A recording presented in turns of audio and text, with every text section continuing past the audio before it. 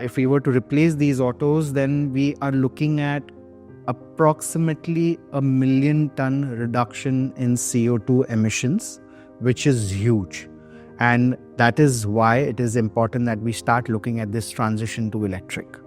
So electrifying the auto rickshaws has an opportunity to not only reduce emissions for the city, but also improve the quality of life for drivers, improve the quality of life for passengers, have improved outcomes on air quality, experience due to reduced noise pollution, smoother, transportation.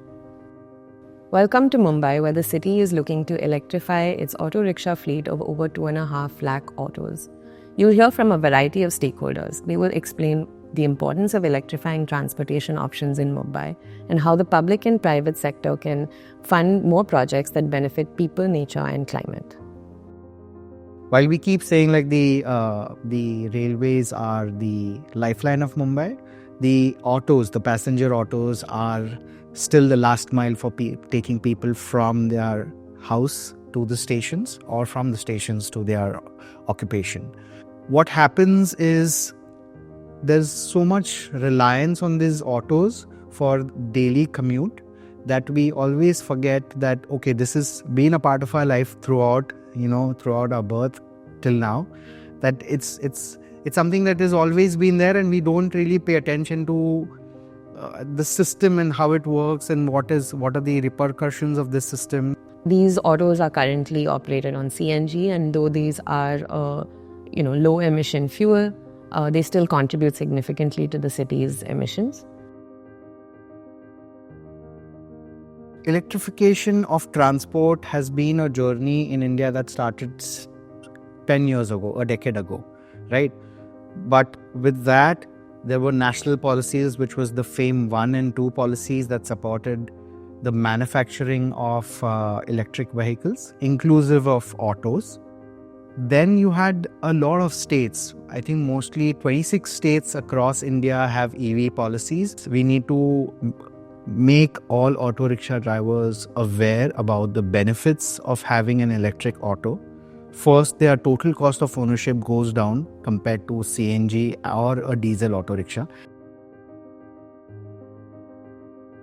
I think I personally see that the challenges of marrying between the regulatory aspect, the end users, and the OEM and battery manufacturers and the financing companies. So, these are critical levers. Today, if you take the example of Mumbai, the auto unions play a significant role in terms of controlling how the autos are managed and run. Now, what changes primarily is the fact that in conventional vehicles, the economics of the vehicle, how much do you earn on a daily basis, etc., is all well known, and therefore what tenors, what loan to value ratios, etc., to look for, those norms are largely established. Here, what changes primarily is the fact that lenders have uncertainty around the residual value of the vehicle. So, what do you really make of it? Associated point is the operating challenges. It's relatively speaking a new technology. So whatever is being initially promised, will it really happen? Somebody says that you can charge it within an hour and then you have X number of running hours available. Does it actually get charged within an hour, or does it take 2 hours? What is the downtime? Eventually, what is the range do I get? Basically, how much do I really actually earn from that vehicle? What do I need to actually spend on the maintenance?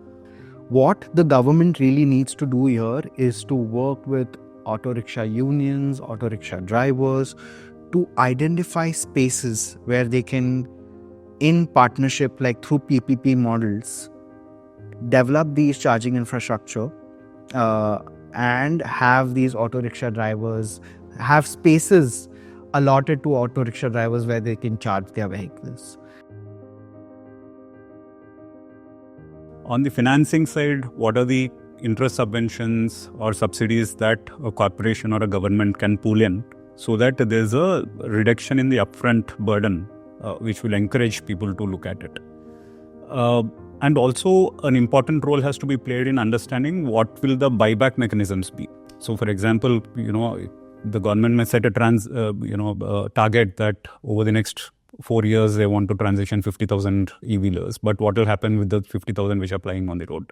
Is there a buyback mechanism that you are at least guiding in terms of a policy framework, that there's a scrappage policy, there's a tie-up with OEMs to buy back those at a certain level, subsidize the cost of the EVs through those buyback efforts? We are in an era where we cannot look at finance and climate as two different verticals. They need to be clubbed together.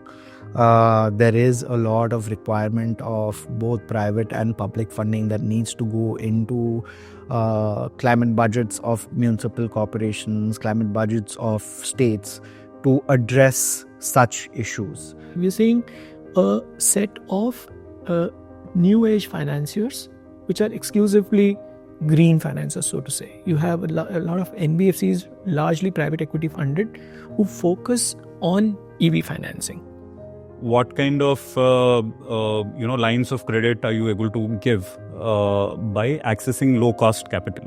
So there are a lot of international funds which are willing to put monies into this EV transition, but is there a platform through which they can operate? Is there a partnership with the corporation which will give confidence to these multilats that the monies that they are putting would be properly channeled? When you talk about the passenger e-3-wheelers, the risk perception of financiers in terms of creditworthiness and the repayment ability of the auto driver comes to a challenge. So what kind of aggregation and payment guarantee mechanisms can be brought in will be another important element to look at. It is important for organizations like WRI India to provide a platform for all stakeholders to come on the table and discuss the barriers and the challenges and to see how we can overcome them.